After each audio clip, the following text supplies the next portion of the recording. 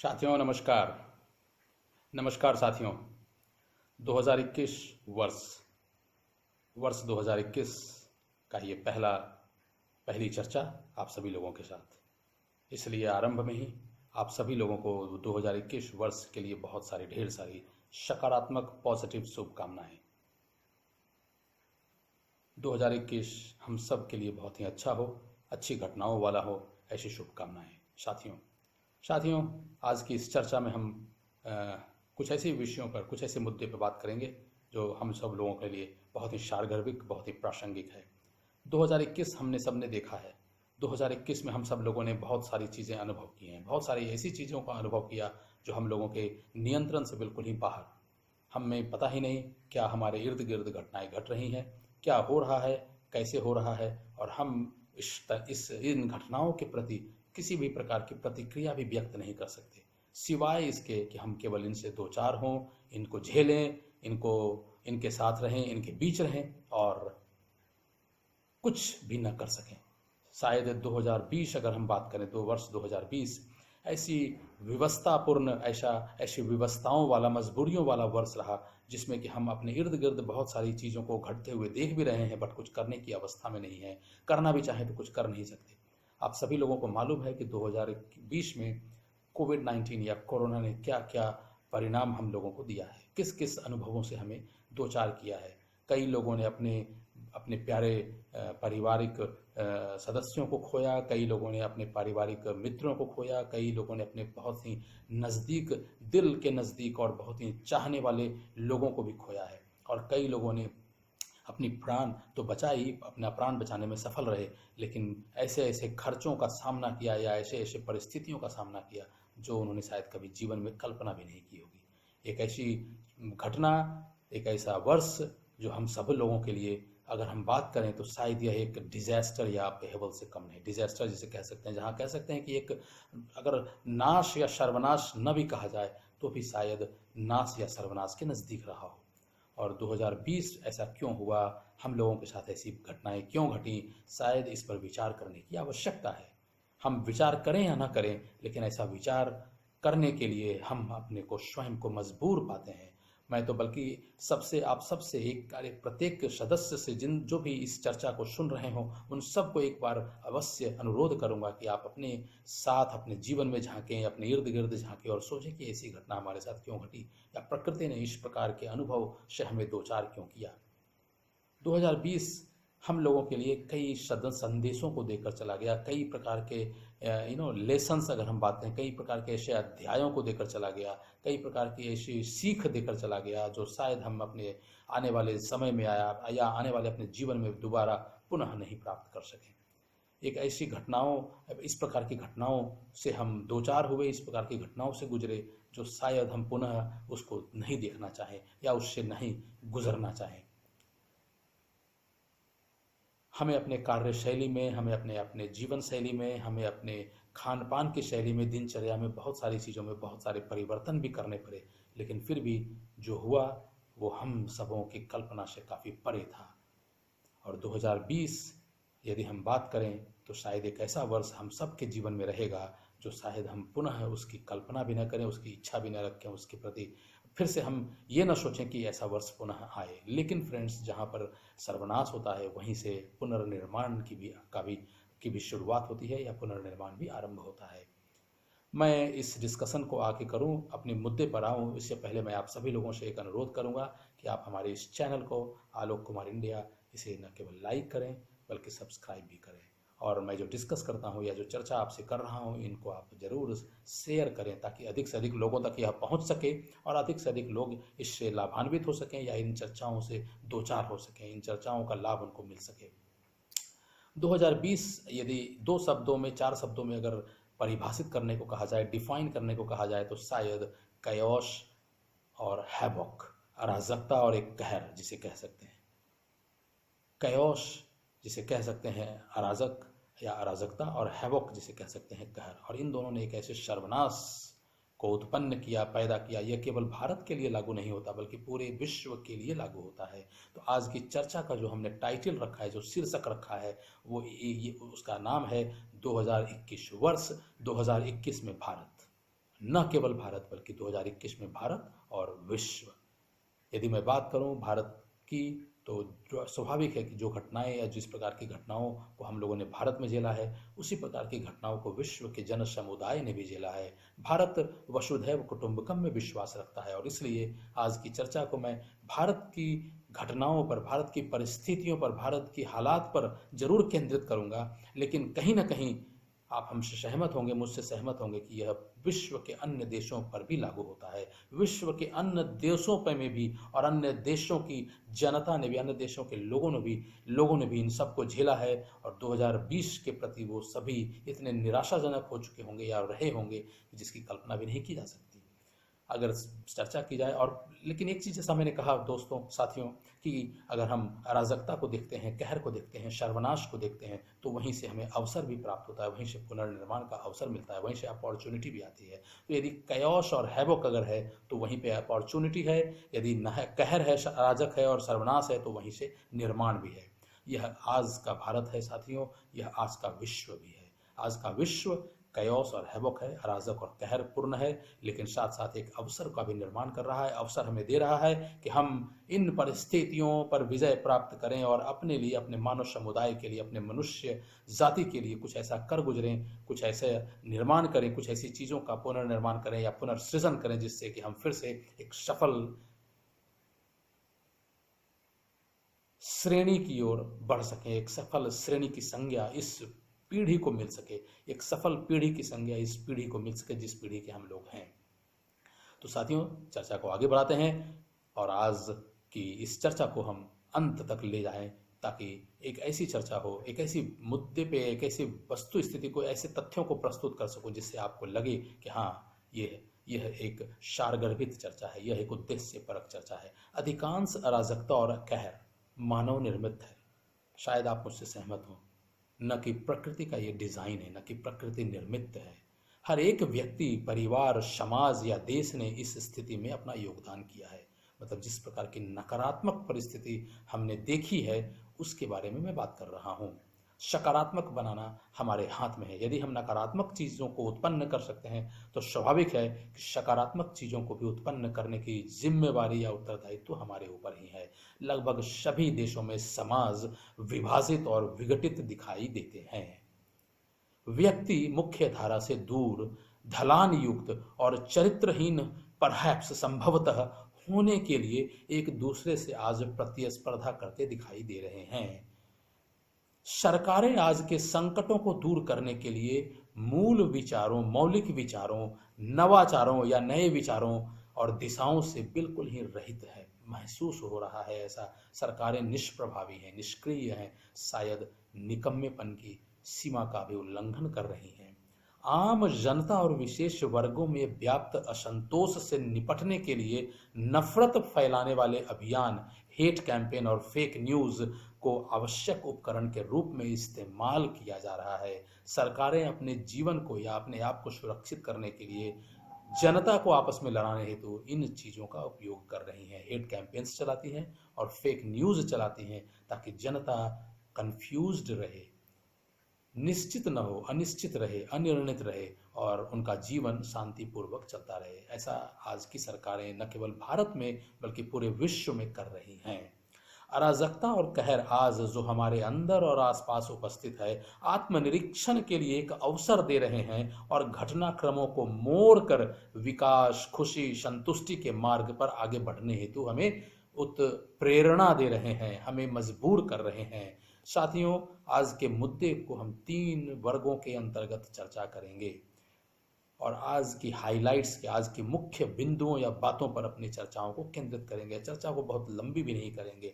समाज, राजनीति और अर्थशास्त्र या अर्थव्यवस्था, जो भी हम कहें, तो समाज के ऊपर बात करेंगे, राजनीति के ऊपर बात करेंगे और अर्थव्यवस्था के ऊपर बात करेंगे, क्योंकि मानव समाज के लिए या मानव जीवन की सफलता के लिए ये तीनों चीज़ें बहुत ही महत्वपूर्ण हैं। जहाँ तक समाज की क्या है, आज की कैरेक्टरिस्टिक्स क्या है, हाइलाइट्स क्या हैं, उनके सिम्टम्स क्या हैं, मतलब लक्षण क्या है। म्यूचुअल, आपस के जो सहयोग की भावना है वो दुर्लभ है।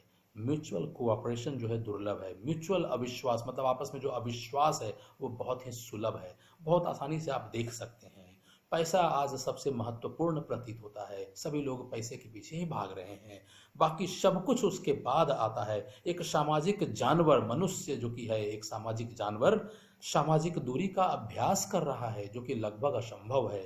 कितना लेकिन अव्यावहारिक, एक बहुत ही अव्यावहारिक, कितना अव्यावहारिक। समाज या सोसाइटी की प्रत्येक इकाई में बेचैनी दिखाई देती है। स्व केंद्रित, असहिष्णु, हिंसा के लिए तत्पर, आत्मघाती होना या आत्मचोट पहुंचाना समाज के वर्गों के बीच आज व्यापक है, सर्वोपरि है। जड़ तक विभाजित, खंडित, मोहभंग और विघटित यह समाज आज प्रतिलक्षित है, आज दृश्य है। कारण इसके बहुत ही अधिक हैं। धर्म, क्षेत्र, जाति, रंग, भाषा, लिंग, असमानता, राजनीतिक अनुसरण, ये कुछ ऐसे कारण आज मैं आपके सामने रख रहा हूं। अपने उद्देश्य, कारण और भविष्य के संबंध में समाज जो है आज या अभी खोया हुआ, गलत और दिशाहीन महसूस होता है। कम से कम या न्यूनतम सामाजिक, पारिवारिक, नैतिक, मौलिक और बौद्धिक जो सदियों से चली आ रहे मूल्य हैं उन पर विद्यमान महसूस होता है। ये कम से कम है, बहुत ही कम से कम या न्यूनतम उपयोग में है आजकल ये सारे जो मूल्य हैं हमारे। शिक्षा, श्रम, कार्य, संबंध, कानून का नियम, महिलाओं के लिए सम्मान, रूल ऑफ लॉ, महिलाओं के लिए सम्मान, बच्चों के लिए प्यार आदि में इन चीज़ों में आज के समाज के घटकों में, अवयवों में सतत कमी दिखाई पड़ती है। बल्कि इसमें बहुत ही आसानी से आप देख सकते हैं वर्तमान पीढ़ी अपने पिता और दादाओं का अनादर कर रही है या करती है, उसी समय भविष्य की संतानों के लिए खतरनाक प्रवृत्तियां और मूल्यों की स्थापना भी कर रही है। आज की जो पीढ़ी है उसके संदर्भ में बातें आपको सत्य लग सकती हैं जो मैं कह रहा हूं। रातों रात अमीर बनने की भावनाएं हर व्यक्ति या कॉरपोरेट के शीर्ष पर है, चिंतन में है, उनका प्रायोरिटी है, उनकी प्राथमिकता है। अनुचित संसाधनों और विकल्पों को लागू करना अब कोई टाबू नहीं रहा, प्रतिबंध नहीं रहा। लोग अपने उद्देश्यों को प्राप्त करने के लिए किसी भी प्रकार की विकल्प या संसाधनों का उपयोग कर सकते हैं, किसी भी सीमा तक जा सकते हैं। यथा राजा तथा प्रजा, जिस प्रकार के राजनीतिक नेतृत्व या राष्ट्रीय नेतृत्व आज जिस प्रकार से स्वयं को व्यवहार कर रही है, शायद कहीं न कहीं वही सारे लक्षण आज की प्रजा में भी दिखते हैं। आज का राजनीतिक या राष्ट्रीय नेतृत्व जिस प्रकार से गैर जिम्मेवार है, जिस प्रकार से व्यवहार कुशल नहीं है, जिस प्रकार से क्रूर है, जिस प्रकार से अनाचारी है, जिस प्रकार से निरंकुश है, शायद वही बातें आज के समाज के घटकों में या अवयवों में देखा जा सकता है।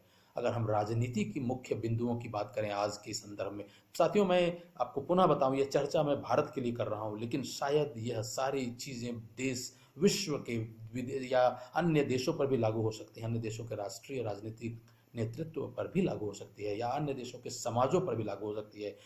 और हम चूंकि वसुधैव कुटुंबकम में विश्वास रखते हैं, तो इसलिए मैं आज की इस चर्चा को कुछ इस प्रकार से कर रहा हूं या करने की कोशिश कर रहा हूं कि हम चर्चा भले भारत की करें, लेकिन शायद यह सारे विश्व के अन्य देशों पर भी लागू होती है। अब अगर हम राजनीति की बात करें कि राजनीति का आज मुख्य बिंदु या मुख्य हाइलाइट्स के सिम्टम्स, लक्षण क्या है, तो 4 चीजें साथियों सभी जीवित इकाइयों में आम है, जैसे मनुष्य, पशु पक्षी आदि।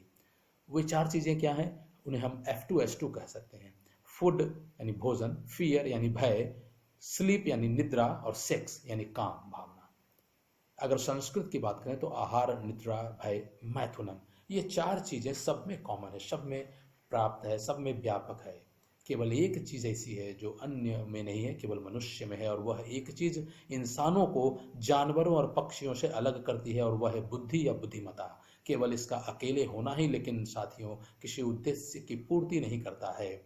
हम सभी को इसका उपयोग करने और वह भी विवेकपूर्ण तरीके से उपयोग करने की आवश्यकता है। मतलब जो बुद्धि या बुद्धिमत्ता भगवान ने हमें दी है उसका न केवल हम उपयोग करें बल्कि विवेकपूर्ण तरीके से उपयोग करें, ताकि जो निगेटिव या नकारात्मक चीज़ें हमसे या हमारे आसपास होती हैं वो न हो सकें। बेहतर प्रशासन के लिए सरकारों सहित विभिन्न प्रकार के मंच बनाए जाते हैं, अंग बनाए जाते हैं। उन्हें विधायिका, कार्यपालिका और न्यायपालिका की संज्ञा दी जा सकती है या उनके तहत रखा जा सकता है। इसके अतिरिक्त मीडिया जो है वो चौथे अंग के रूप में गिना जाता है। अगर हम लोकतंत्र के 4 खंभों की स्तंभों की बात करें तो मीडिया उसमें चौथे स्थान पर आता है।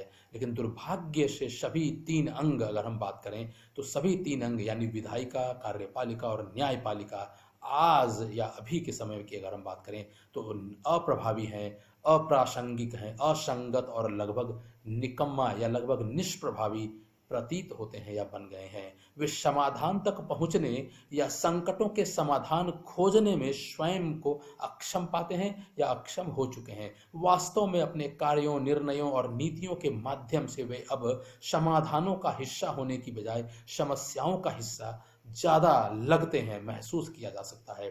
सुशासन के लिए जिम्मेदार नेतृत्व एवं अधिकारी देश और उसके आम लोगों से पूरी तरह से अलग थलग हो चुके हैं या हो गए हैं। मीडिया भी अब इन तीन अंगों की अनुचित एवं अनैतिक कार्रवाई का समर्थन करता रहता है और राष्ट्र या आम लोगों से संबंधित या संबंधित मुद्दों के बारे में बिल्कुल ही बात नहीं करता या कम बात कर रहा है।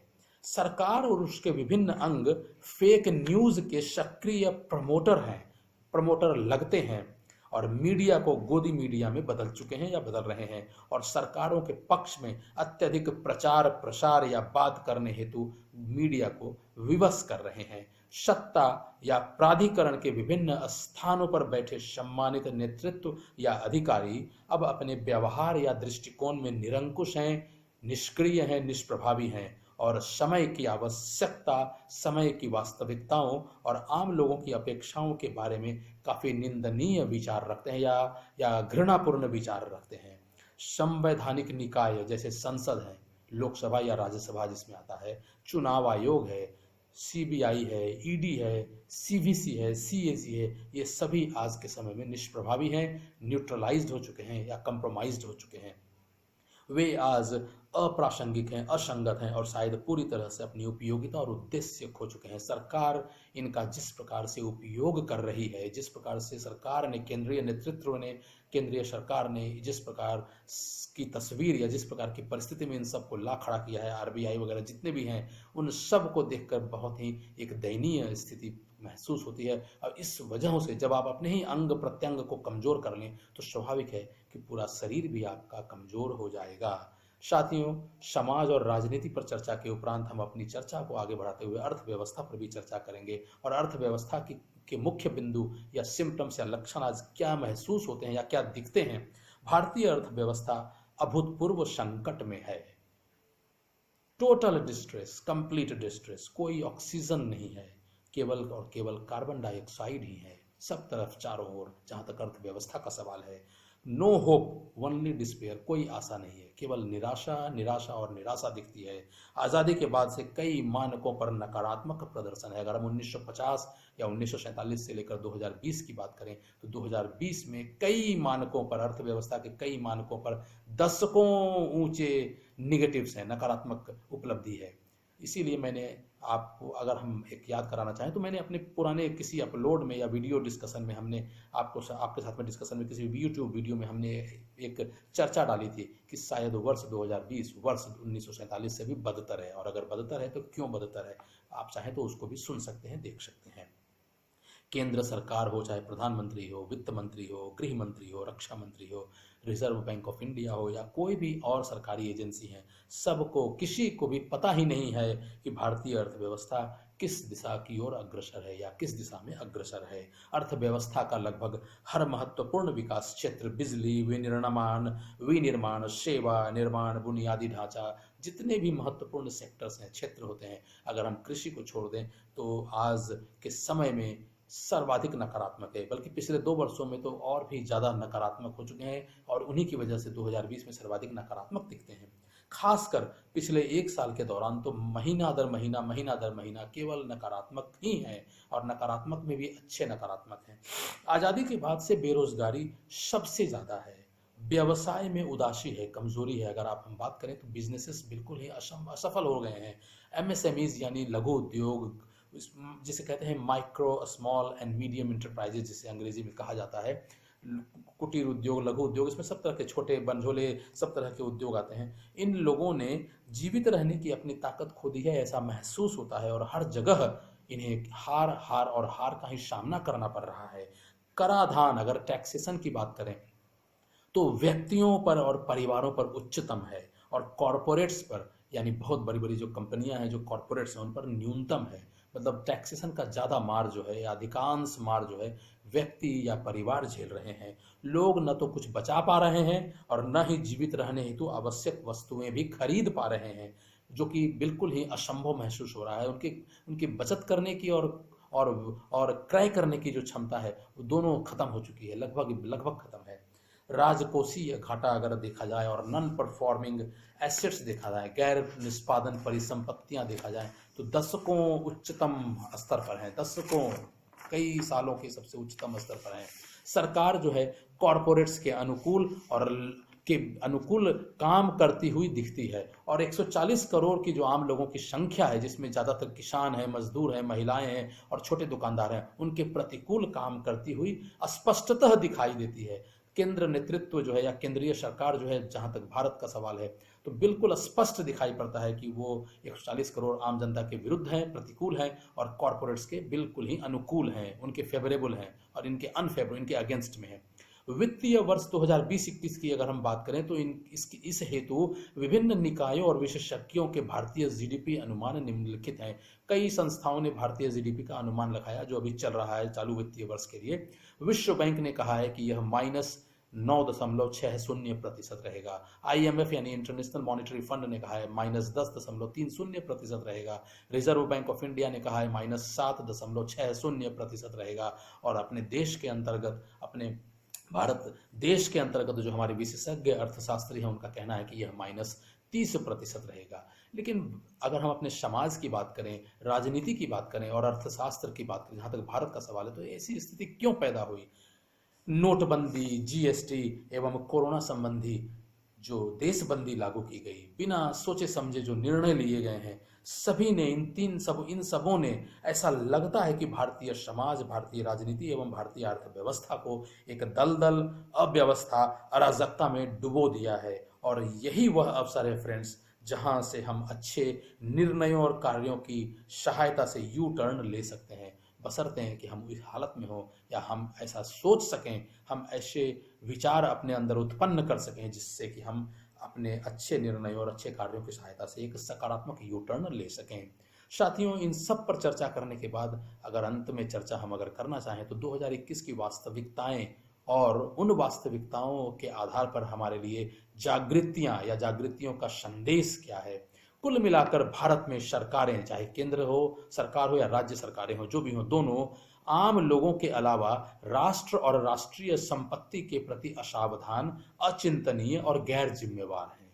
यह एक वैश्विक घटना है साथियों। भारत में शायद यह कुछ ज़्यादा लागू होता हो, या हम महसूस कर रहे हैं तो हमें ज़्यादा लगता हो, लेकिन यह एक वैश्विक घटना है। यह वर्ल्ड लेवल पे, पूरे विश्व में ही एक समानांतर चल रही है। हर देश का हर राष्ट्रीय नेतृत्व या राजनीतिक नेतृत्व आज असफल है, अक्षम है, दिखता है। हर देश एक ही घटना से गुजर रहे हैं।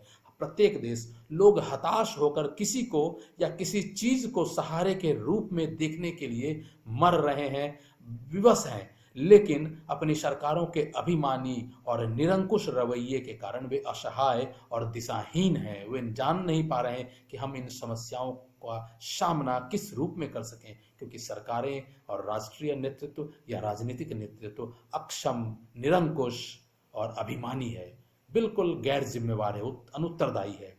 वर्ष 2020 ने हमारे जीवन और आजीविका का नेतृत्व करने और जीने के तरीके में कई प्रकार के उथल पुथल पैदा कर रखी हैं। इसने हमें किसी नए चीज पर या नए विचार पर या नए परिपाटी पर पुनर्विचार करने और कुछ नया अपनाने के लिए मजबूर किया है। एक न्यू वर्ल्ड ऑर्डर का निर्माण करने के लिए मजबूर कर रही है, एक न्यू नॉर्मल के लिए मजबूर कर रही है या किया है, जो मानव जाति के लिए पुरस्कृत भी हो, समावेशी भी हो, प्रकृति के करीब भी हो और लंबे समय तक चलने वाला भी हो, सकारात्मक विकास या सकारात्मक घटनाओं का अंजाम भी दे सके।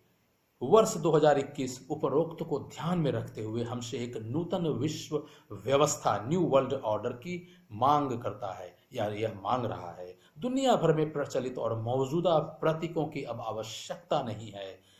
नए प्रतीक का निर्धारण करना, नए प्रतीक का निर्माण करना आज समय की आवश्यकता हो चुकी है। यह राष्ट्रों और उनके राष्ट्रीय नेतृत्व पर भी लागू होता है। सारे राष्ट्रों के राष्ट्रीय नेतृत्व आज अप्रासंगिक हो गए हैं, इनकॉन्सिक्वेंशियल हो गए हैं, उन्हें बदलने की आवश्यकता है। मानव जाति की सेवा के लिए विश्व संगठनों को भी नए सिरे से परिभाषित, पुनर्परिभाषित, पुनर्निर्मित और पुनर्जीवित करने की आवश्यकता है।